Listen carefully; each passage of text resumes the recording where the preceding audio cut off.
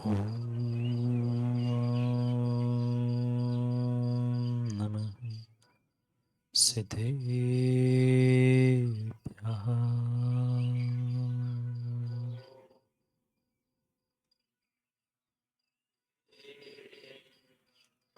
श्रीमत्परं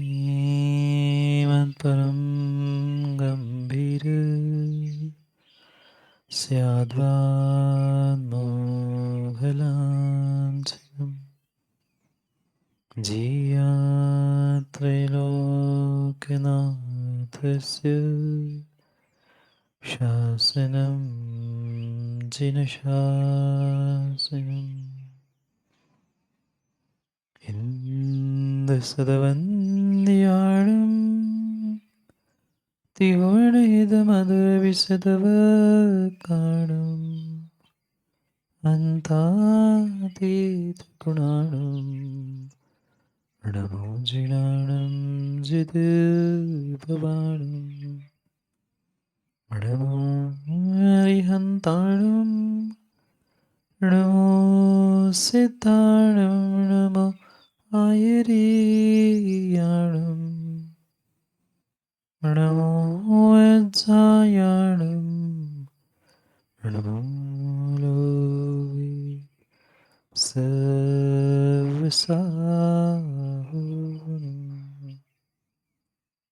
अनंत अनंत परम सिद्ध भगवान की 1008वीं आदिनाथ भगवान की परम पूज्य आचार्य भगवान कुंद कुंद स्वामी की परम पूज्य आचार्य भगवान गणाचार्य विराग सागर जी महाराज की परम पूज्य आचार्य भगवान पट्टाचार्य विशुद्ध सागर जी महाराज की सनातन जैन धर्म की मुनि श्री 108 सुप्रभात सागर जी महाराज की, मुनि श्री 108 प्रणत सागर जी महाराज की, मुनि संघ की।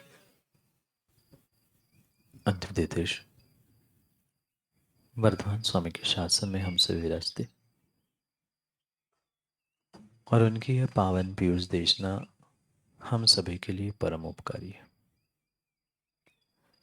अनादिकाल से हमारी इस आत्मा में जो जन्म जरा और मृत्यु रूपी रोग लगे, उन रोगों का उपशमन करने वाली कोई परम औषधि है तो वह एकमात्र यह चिन्हवाणी है।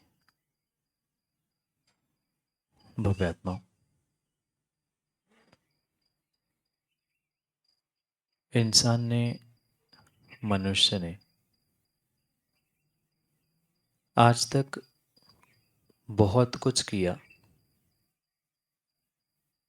पर बहुत कुछ करने के बाद भी थोड़ा कुछ भी प्राप्त नहीं किया।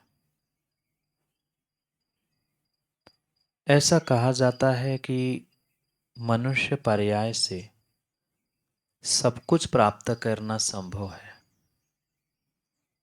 पर क्या आज तक कुछ कुछ भी आप प्राप्त कर पाए? ऐसा क्यों हुआ? श्रेष्ठ मनुष्य पर्याय मिली, सच्चे देवशास्त्र गुरु का सानिध्य मिला, श्रेष्ठ कुल, श्रेष्ठ निमित्त, श्रेष्ठ श्रेष्ठ साधन मिलने के बाद भी कहीं न कहीं हमारे भावों की शुद्धि, क्रियाओं का विवेक, इनके अभाव में हमें उन क्रियाओं का, उन कार्यों का पूर्ण फल नहीं मिला। ऐसा नहीं है कि सुनील जी आज तक कभी पूजा अभिषेक नहीं किया, मैं ऐसा भी नहीं होगा कि आज तक कभी आपने दान नहीं दिया। क्रियाएं तो व्यक्ति ने इस पर्याय में भी, उस पर्याय में नहीं, पिछली पर्यायों में भी कई बार की।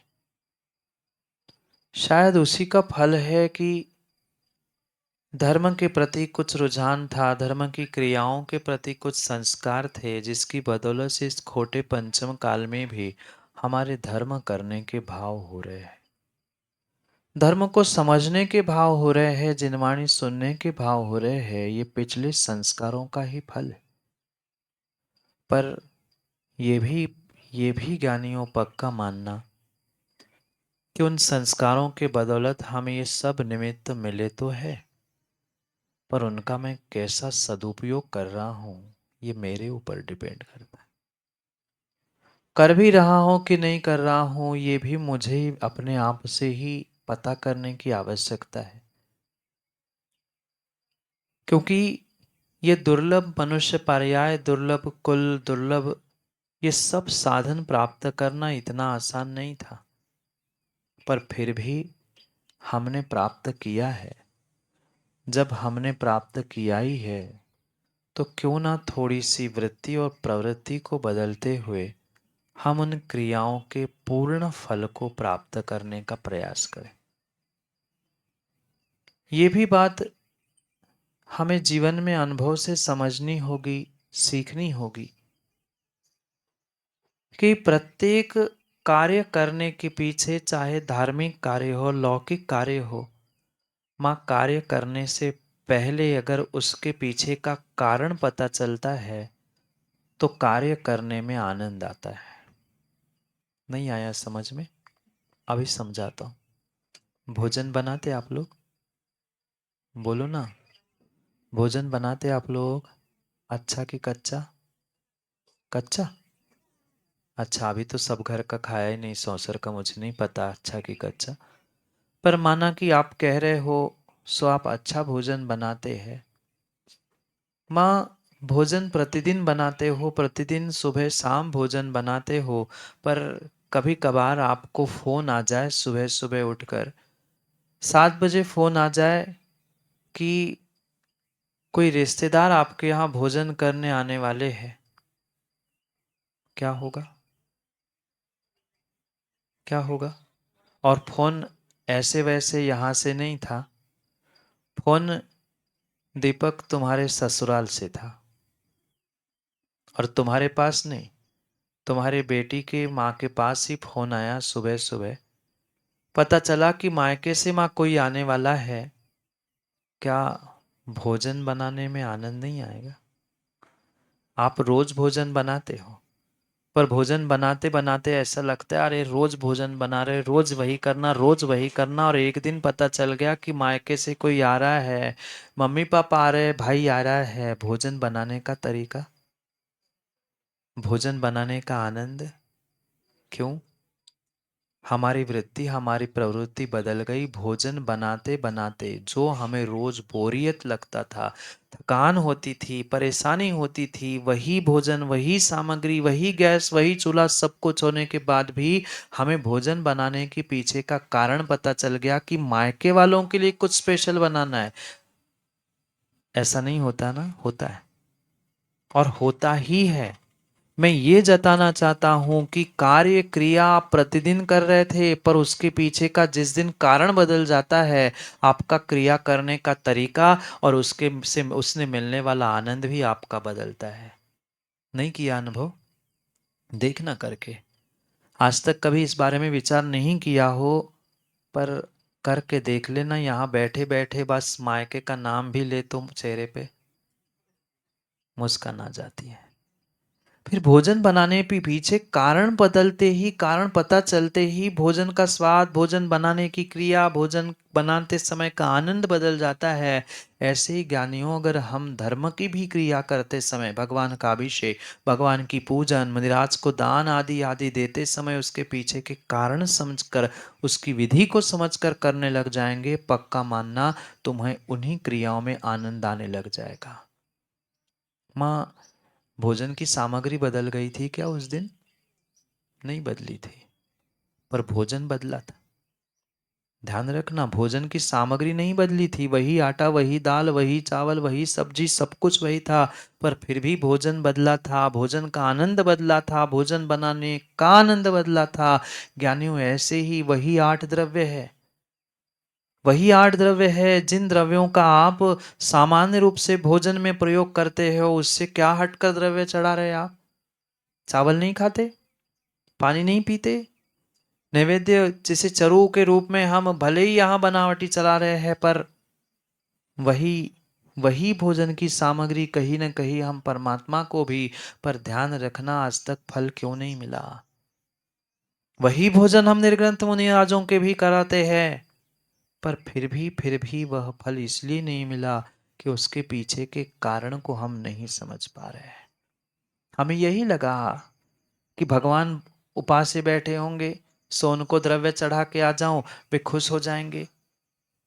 भगवान 2-3 दिन से अभिषेक नहीं किया, नहाए नहीं, बुरसे बैठे होंगे, उनको नहला दूं तो भगवान खुश हो जाएंगे। भूल मत करना, भगवान को खुश करने के लिए भगवान का अभिषेक पूजन नहीं होता। भगवान को खुश करने के लिए भगवान का अभिषेक प्रक्षालन पूजन नहीं होता है। कारण को हम समझे कि हम भगवान का अभिषेक पूजन करते हुए अपनी लोभ कषाय को कम कर रहे हैं, अपने स्वयं के द्रव्य का विसर्जन करते हुए अपने कर्मों की निर्जरा और अपने आप में पुण्य प्राप्ति के लिए ये पुरुषार्थ कर रहे हैं।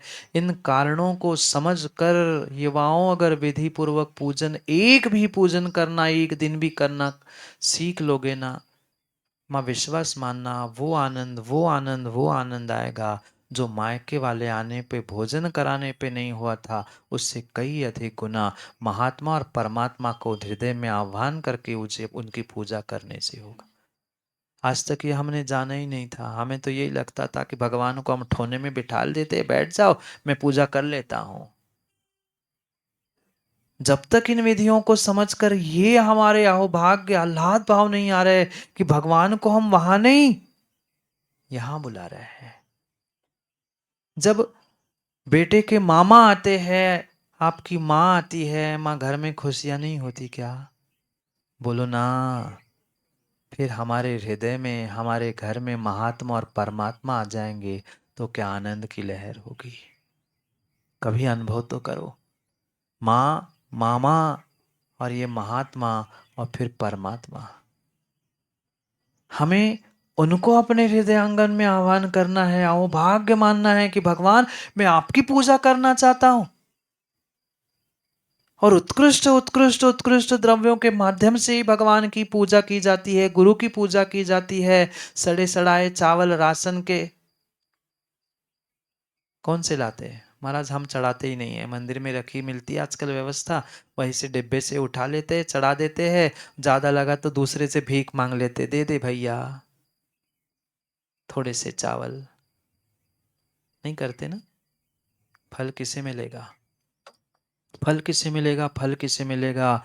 ध्यान रखना, दान और पूजा स्वयं के द्रव्य से ही की जाती है, स्वयं के ही द्रव्य से की जाती है। और स्वयं के द्रव्य से मात्र नहीं, स्वयं के हाथों से ही करने की आवश्यकता है। नहीं तो पता चला देख जी कोई व्यवस्थापक हमने लगा लिया, हम सोच रहे हैं कि वो पूजा कर रहा है, मंदिर का काम तो हो रहा है, वह मंदिर का तो काम हो रहा है, उस व्यक्ति का फिर भी काम हो जाएगा, पर जरूरी नहीं है समाज का काम हो जाए।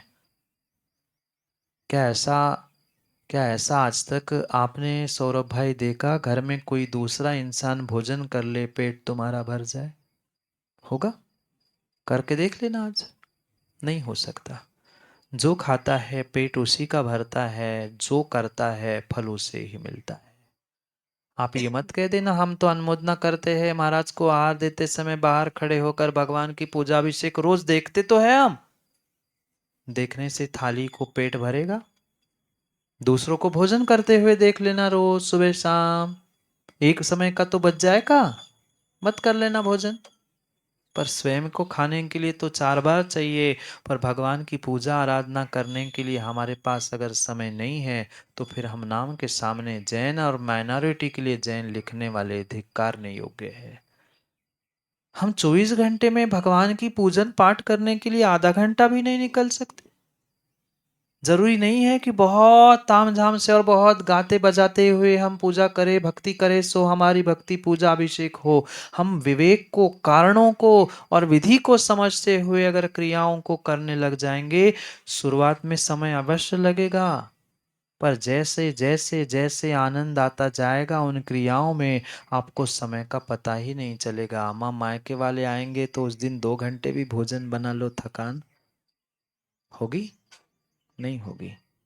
दो और जब तक फोन लगा के पूछती है माँ कब तक आ रहे हो, माँ कहती है अभी आधा घंटा लगेगा बेटी, आ रही हूँ। वो सोचती चलो आधा घंटा और कुछ बना लो। माँ बोलो ना, ऐसा नहीं होता क्या? होता है। होता है। जब वो व्यक्ति को क्रिया करने में आनंद आने लगता है तो वो क्रिया की विशुद्धि, क्रिया करते समय के भाव बदल जाते हैं, और आपके जैसे भाव होते हैं ज्ञानियों, वैसा ही आपको फल भी मिलता है। आज तक फल क्यों नहीं मिला? क्योंकि हमने मात्र फॉर्मेलिटी और व्यवहारिकता के लिए इधर से द्रव्य उठाया, उधर चढ़ा दिया, चढ़ाया काय को फेंक के भाग गए। भाग गए घर से। अगर बेटे को कहती है माँ, कोई घर वाला, कि भाई मंदिर में जाके आ जाओ, हमें ना भगवान से मतलब, पता चले बस चंदन लगाया, अर्घ्य चढ़ाया, दिखा के आगे देखो मंदिर हुआ है, लगाया मैंने जी। हम सोचे ये अहोभाग्य है, सौभाग्य और महाभाग्य है श्रावको आपका, कि आपको साक्षात अरिहंत भगवान निर्ग्रंथ गुरु की सेवा, पूजा अर्चना, वैयावृत्ति और दान जैसे सौभाग्य मिलते हैं। लोग तरसते हैं जिनको मिलता नहीं है। लोग तरसते हैं जिनको मिलता नहीं है, पर जिनको मिल रहा है वो सोचता है कि उनका नंबर लगाओ, उनका नंबर लगाओ। ऐसे भी मंदिर, ऐसे भी क्षेत्र, ऐसे भी स्थान हमने देखे जहां उन्होंने बारी बारी से नंबर लिख के रखे हैं। आज गडेकर परिवार का, कल मानेकर जी का नंबर, कल देशकर का, इनका उनका सबके नंबर लिस्ट लगे हैं। नंबर से बारी बारी की भगवान सी पूजा नहीं होती। बारी बारी से भगवान की पूजा नहीं होती महाराज। आप भगवान की कह रहे हैं। आजकल बारी बारी से माँ बाप को संभालने की व्यवस्था हो गई। 15 दिन बड़े बेटे के यहाँ, 15 दिन छोटे बेटे के यहाँ। और अगर 31वां का महीना होगा तो बेचारे माँ बाप उपवास कर लेंगे। सब बांट लिया है। सब बारी बारी से काम हो रहा है। धर्म और कर्तव्यों का पालन ज्ञानियों कभी बारी बारी से, बंटवारे से नहीं होता। कर्तव्य सबके लिए अपनी जिम्मेदारी से, स्वयं की जिम्मेदारी से करने की आवश्यकता है। पर आज तक हमें ये लगा ही नहीं है कि भगवान की पूजा अर्चना करना, अभिषेक करना, माँ बाप की सेवा करना, ये मेरा कर्तव्य, ये मेरी जिम्मेदारी है। उसे बस फॉर्मेलिटी के रूप में हम करते आए। कभी कभी कभार साल में एक आध दो बार अभिषेक करते क्या? वो भी शायद पता नहीं है। कभी अनंत चतुर्दशी को मौका मिला तो एक आध दिन, महावीर जयंती को बस जलूस के समय पे आ गए, सो आ गए, भगवान को दर्शन दे दिए। मतलब भगवान के दर्शन कर लिए, नहीं तो फुर्सत ही कहाँ है। फिर गुरुवार बाजार आता है, फिर कुछ आता है, फिर कहाँ फुर्सत मिलती। ये सौभाग्य मानो, ये सौभाग्य मानो ज्ञानियों, मनुष्य पर्याय का सर्वश्रेष्ठ सर्वश्रेष्ठ सर्वश्रेष्ठ अगर साधन कर्म निर्जरा का और सुख प्राप्ति का मां अगर कोई है तो ये देव शास्त्र गुरु की आराधना है। कल माँ पूछ रही थी, संतान का सुख या संतान से सुख सुख माना जाएगा? माँ ये सुख नहीं है। अगर सच्चा सुख का कोई साधन है तो ये बाहर के धन दौलत पैसा नहीं है। ये तुम्हें मिले हुए सच्चे देवशास्त्र गुरु के निमित्त ही तुम्हारे सुख के साधन बन सकते हैं, अगर आप समय पे सदुपयोग करना सीखो तो। क्या 2 समय के भोजन की व्यवस्था नहीं है? क्या हम स्वयं के द्रव्य को लाकर भगवान की, सुनील जी, पूजा नहीं कर सकते? पर फिर भी हम मंदिर के द्रव्य का प्रयोग क्यों करते हैं? मंदिर में किसने कैसी नाक पुछी हुई धोती टांगी है धो के, हम उसी को पहन कर कहते महाराज जी मन शुद्धि वचन शुद्धि, अब काय की शुद्धि बची। जितना विवेक से आप शुद्धि का, सोले का ध्यान रखोगे, दूसरा नहीं रख सकता। नहीं रख सकता। कल से हम इन्हीं विवेक को सीखते समझते हुए अपनी वृत्ति प्रवृत्ति बदलने का प्रयास कर रहे। क्रियाएं तो अनादि से ज्ञानियों कर ली है। ऐसा नहीं है कि पहली बार जैन कुल में जन्म लिया है, कई बार श्रेष्ठ कुल को प्राप्त किया, पर कहीं न कहीं ये सब कुछ मिलने के बाद भी हम विवेक और उसके पीछे के कारण विधि को ना समझ पाए, इसलिए उसका फल हमें आज तक नहीं मिला। नहीं मिला। कितनी कितनी श्रेष्ठ द्रव्य हम समर्पित कर सकते हैं, पर फिर भी समर्पित करने का समय आता है। अभी मैं देख रहा था, पूरी थाली देखो, अभी अंकित भाई वैसी की वैसी बहुत सारों की, चढ़ाने का समय चुटकी भर लिया, डाल दिया। हम ये सोचे तो, अगर हम परमात्मा को, गुरु को समर्पित नहीं करेंगे, हमारी लोभ कषाय कम कैसी होगी? ये आजकल बहुत सारे लोगों का ट्रेंड चल रहा है, भाव पूजा करो, द्रव्य क्या चढ़ाना, द्रव्य चढ़ाने में हिंसा होती है, फलाना है, डिमका है। अभी ये विवेक सीखा ही नहीं है। आगम में दोनों प्रकार की पूजा कही है, द्रव्य पूजा और भाव पूजा। वही द्रव्य पूजा कार्यकारी है जो भाव सहित होती है, और वही भाव पूजा कार्यकारी है जो द्रव्य सहित होती है। जब हमारे पास उत्कृष्ट द्रव्य है तो क्यों ना हम चढ़ाए। स्वर्गों के देव तो दिव्य दिव्य, उनके पास दिव्य शक्ति है, सो वो दिव्य द्रव्य चढ़ा रहे हैं। हमारे पास दिव्य नहीं है, हम यही से दिव्य मानकर चढ़ाए, पर कंजूसी से नहीं चढ़ाते, कंजूसी से चढ़ाते हैं। वो खोल के जो बादाम आप लोग चढ़ा रहे हैं ना, मंदिर में जितनी भी अध्यक्ष जी खोल कर फोड़ कर देख लेना, क्या निकलता है अंदर? धुआं ही निकलता है, भूसा निकलता है ज्यादा से ज्यादा, और कुछ नहीं निकलता। और भगवान को हम मायाचारी करके चढ़ा रहे हैं। भगवान मोक्ष फल प्राप्त है, सड़ी सी बलाम निरूपा में स्वाहा। कई जगह तो हमने देखा अंकित एक के चार चार टुकड़े करके, खारक के फलों के टुकड़े करके चढ़ा रहे हैं। अब एक जगह तो हमने देखा पिछले चतुर्मास में वे अनार के दाने चढ़ा रहे हैं, एक दाना इस महाराज को, एक दाना इस महाराज को, एक दाना उस महाराज को। मैंने कहा गजब यार, ऐसे सबके थाली में एक एक दाने रख देना, एक एक गेहूं का दाना, एक एक दाल का दाना, और खाओ। अरे विवेक तो रखो, चढ़ाना ही है तो ढंग से चढ़ाओ कि नहीं चढ़ाओ। क्या धक, मायाचारी का फल नहीं मिलेगा। एक दाना अनार का, ये कौन सा फल होता है? तुम फल नहीं बीज चढ़ा रहे हो। कई जगह देखा वो खारक के टुकड़े टुकड़े करके इतने इतने से। अरे बोल क्या रहे हो, कर क्या रहे हो, ये तो विवेक रखो। मोक्ष फल प्राप्त है, अनार का दाना निरोपा में तीसरा। मोक्ष फल प्राप्त है, खारक का टुकड़ा निरोपा में तीसरा। कम से कम मंत्र ही बदल लो, फिर मायाचारी तो नहीं होगी। क्या मिलेगा फल? विचार तो करो, विचार तो करो, विचार तो करो, हमें फल क्या मिलेगा? जैसा करोगे वैसा भरोगे, और जो करेगा वही भरेगा, दूसरा नहीं।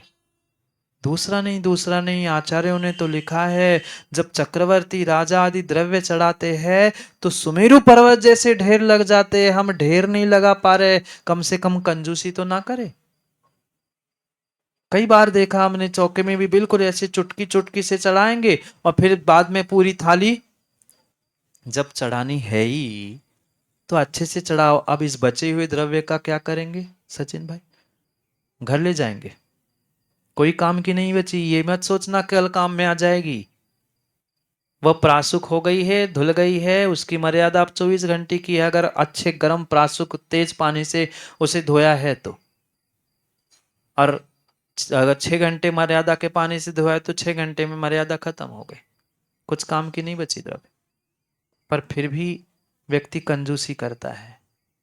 कंजूसी नहीं, हमें अपने लोभ कषाय को छोड़कर जो उत्कृष्ट वस्तु हमें अपने अपनी इस मनुष्य पर्याय में मिल सकती है, उसको समर्पित करने की आवश्यकता है।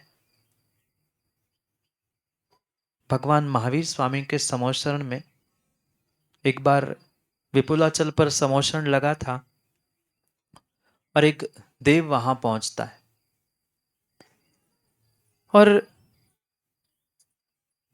भगवान की भक्ति आराधना करता है। सुंदर हार मुकुट, कल हमने समझा था ना, भगवान की भक्ति सबसे पहले अधिकार देवों को दिया जाता है, क्योंकि उनकी अनीचा भक्ति होती है। और आपको भी भगवान की पूजा अभिषेक करते समय, कल, आज तो आप आगे बढ़ गए थे मैं आने तक, पर कल आपने पढ़ा था, याद है? यज्ञोपवीत, हार, मुकुट, कुंडल आदि सब पहनकर मैं इंद्र बन रहा हूं, ऐसा संकल्प किया जाता है। पीले चावल जो छोड़े जाते मात्र सुरक्षा के लिए नहीं, वहां संकल्प किया जा रहा है कि हाँ, मैं भी इंद्र बन रहा हूं, मैं भी देव बन रहा हूं। वो देव पहुंचा, हार मुकुट सुशोभित होकर पहुंचा था, और उसके सुंदर मुकुट पर एक चित्र बना था। सभी लोग बाकी भी दर्शन कर रहे थे, क्योंकि समोषण में मात्र देव और मनुष्य नहीं, तिर्यंच भी पहुंचते हैं। तीनों गति के देव वहां तीनों गति के जीव वहां पर पहुंचे थे। सब भगवान महावीर स्वामी की वंदना करते थे, अपनी अपनी सक्रिय योग्यता से काम करते थे। भगवान की दिव्य ध्वनि खिरने ही वाली थी, और सभी में एक अट्रैक्शन का पॉइंट था, वह देव जिसके मुकुट में मेंढक का चिन्ह बना था। सबके मुकुट पे तो सुंदर सुंदर चिन्ह थे, सूर्य का, ध्वजा का, शुभ चिन्ह थे। उसके उस मुकुट पर जो मेंढक का चिन्ह था सबके लिए आश्चर्यकारक था कि ऐसा तो कभी देव हमने देखा नहीं है, कि ये कौन से जाति का देव है, क्या है ये, इस प्रकार का मुकुट लगा के क्यों आया है। अब रहा नहीं गया, उस समोषण में देश न सुनने के लिए जो श्रेष्ठ पुण्यात्मा राजा पहुंचा था, उस राजा श्रेणिक ने भगवान से प्रश्न पूछा कि भगवान, ये इतने सारे राजा महाराजा देव सब कुछ आए हैं, पर इस देव की कुछ विभूति अलग से क्यों लग रही है। और विभूति तो ठीक है, सबके सुंदर सुंदर मुकुट है, इसने अपने मुकुट पर मेंढक का चिन्ह क्यों बना। ये बात हमें समझ में नहीं आई।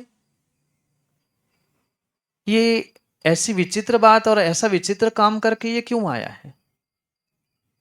तब गणधर भगवान से उसे उत्तर मिलता है कि ये कोई सामान्य जीव नहीं है, ये कोई सामान्य जीव नहीं है, ये तुम्हारे ही कारण से देव बनकर यहां आया है।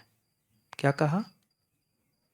तुम्हारे ही कारण से ये देव बनकर यहां आया, और तुम्हारे से पहले आकर उसने भगवान की भक्ति की। वो श्रेणी कहता है मैं समझा नहीं, मैं तो सीधे दरबार से यहां तक आया हूं।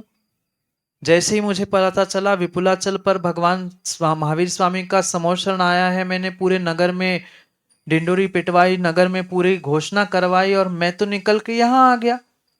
ये मैं समझ नहीं पाया, मैं ना किसी देव से मिला ना किसी व्यक्ति से मिला, मैं तो इतना सारा द्रव्य लेकर यहां पहुंचा, और पर मेरे पहले ये पहुंच गया। कौन है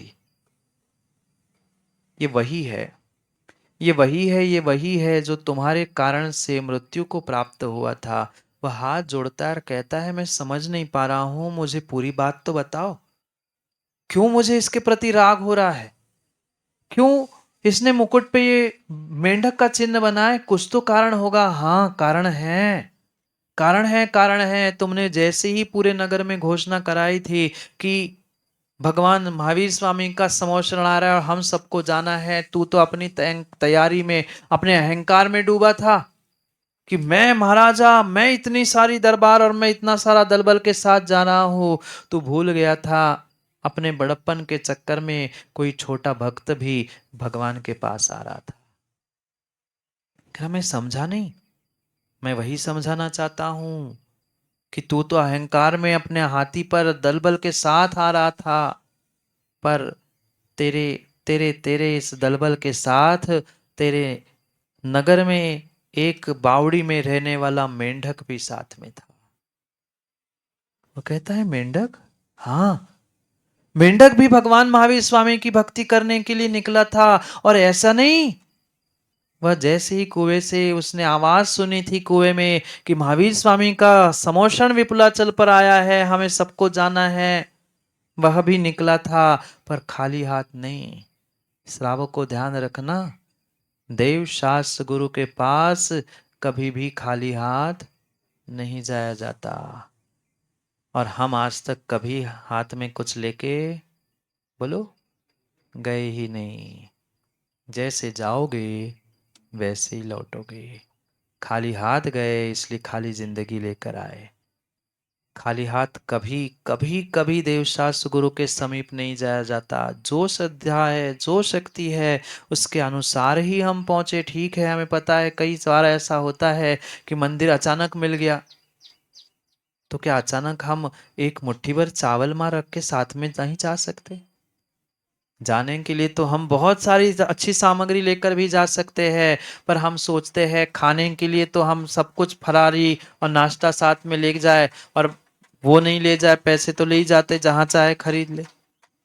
आज सब कुछ साधन सुलभ उपलब्ध हो गए हैं। ये मत कहना कि बाहर चले गए वहां कुछ मिला नहीं, हम तो ऐसे गए। कभी कभी कितनी ही विषमता हो जाए, पर भगवान और गुरु के सामने ज्ञानियों खाली हाथ नहीं जाना। और मैं तो कहता हूं कुछ नहीं मिला, कुआं तो कुआं तो मंदिर में होता है, पानी खींच लो और जल ही समर्पित कर दो।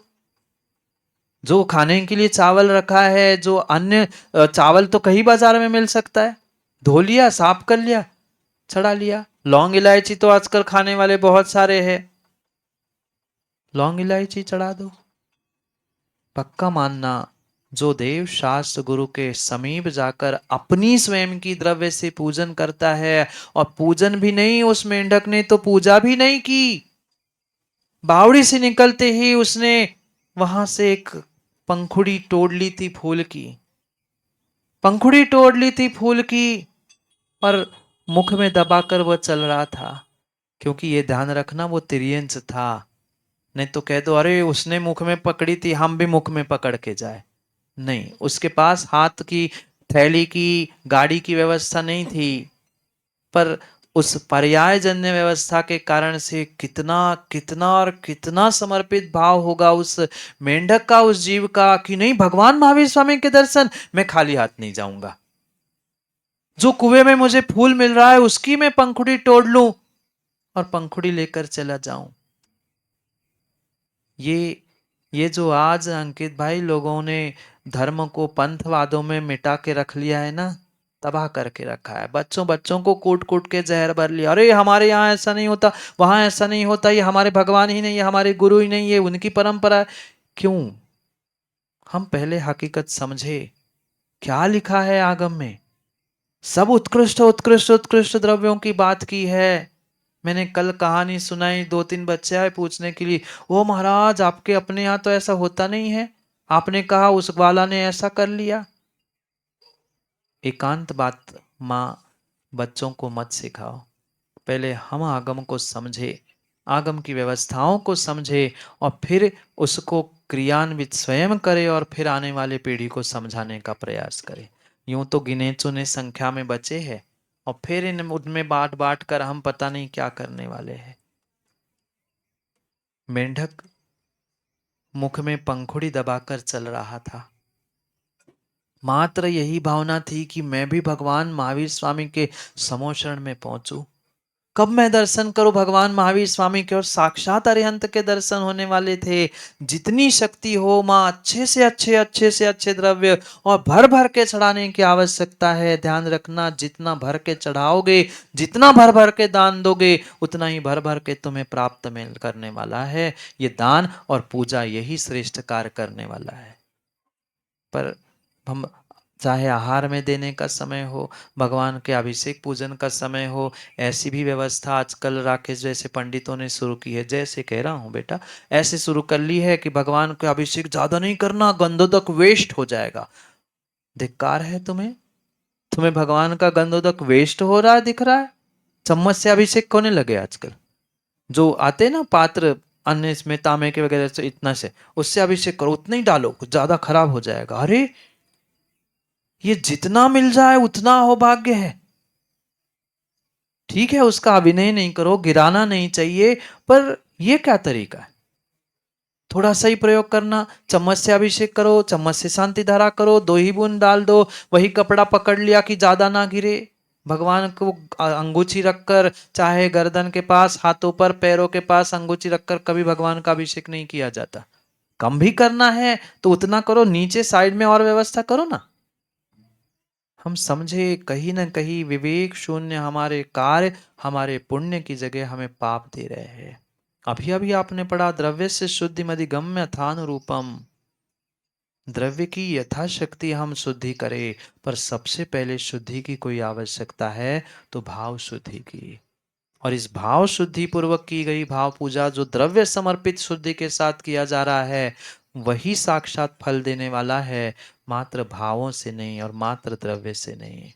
मेंढक के पास भाव भी थे और मुख में द्रव्य भी था। कितनी सी पंखुड़ी ले पाया होगा मेंढक? इतनी बड़ी? इतना सा वो मेंढक इतनी सी पंखुड़ी लेकर निकला था, इतनी सी पंखुड़ी लेकर निकला था, पर भूल गया था भीड़ में भी जा रहा हूं।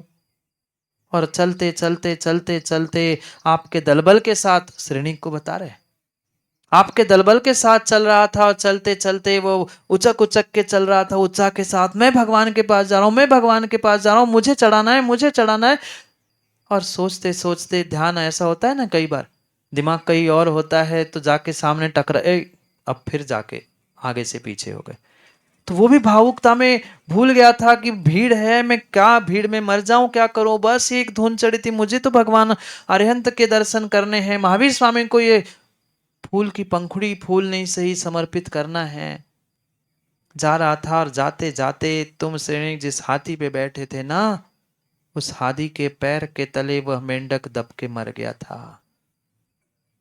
फिर मर तो गया था, मर तो गया था, मर तो गया था, पर यदर्चा भावेन प्रमुदित मना दर्दुरय क्षणादासी स्वर्गी, एक क्षण नहीं लगा। तुम्हें आने में तो 2 घंटे लगे, क्योंकि तू अहंकार पे बैठा था, हाथी पे बैठा था। वो तो सच्चे निर्मल भावों से पंखुड़ी लेकर निकला था कि मुझे भगवान के दर्शन करने हैं। तुमसे पहले वो स्वर्ग गया और स्वर्गों से वह मेंढक का चिन्ह बनाकर, मुकुट लगाकर मेरी पूजा करने के लिए यहां सबसे पहले पहुंचा। यदर्चा भावे न, अर्चना की भाव और भावना का इतना फल है। फिर ज्ञानियों, तुम्हें तो ऐसी श्रेष्ठ मनुष्य पर्याय मिली है जहां साक्षात तुम विवेक पूर्वक प्रत्येक कार्य कर सकते हो। मेंढक मेंढक मेंढक तो अपना कल्याण करके साक्षात देव बनकर समोषण में पहुंचा। आपका नंबर आपका नंबर कब आएगा? बोलो, आएगा महाराज, आएगा आएगा आएगा आएगा आएगा, नंबर आएगा। अगर अगर विधि विवेक कारण समझ के क्रियाओं को करने लग जाओगे, पक्का मानना, पक्का मानना, पक्का मानना, बहुत सारा फल आपको भी मिलेगा। जब मेंढक इतना विशेष फल प्राप्त कर सकता है, आप तो मेंढकों से भी, बोलो। अच्छा, मुझे लगा नहीं तो गए भी थे कह रहे।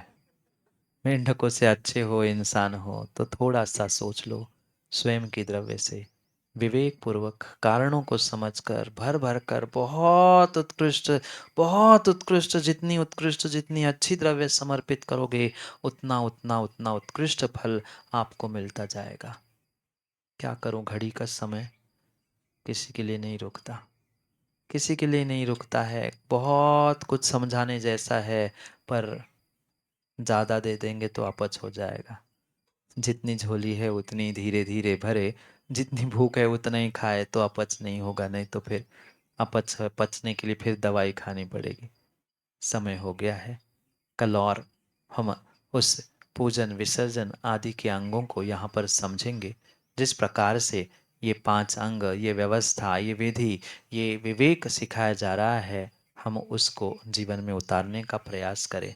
और माँ, कभी इस विधि से युवाओं एक बार पूजन करके देख लेना, वो आनंद, वो आनंद और वो आनंद आएगा जो आज तक किसी भोगों में आपको नहीं आनंद आया होगा। साक्षात परमात्मा को हृदय में आमंत्रित करो और सीधी भगवान से चर्चा करते हुए उन द्रव्यों को समर्पित करो। वैसी मुद्रा, वैसा उत्कृष्ट द्रव्य और वैसे उत्कृष्ट भाव होंगे तो मेंढक जब अपना कल्याण कर गया तो मैं तो आखिर इंसान हूँ, मैं बहुत कुछ कर सकता हूँ, पर अगर करने का हम ठान ले तो समय हो गया है। पुनः कल समय पर, समय की बात के लिए समय पे मिलते, क्योंकि समय पे किया गया काम समय को दिलाता है। बोली भगवान महावीर स्वामी की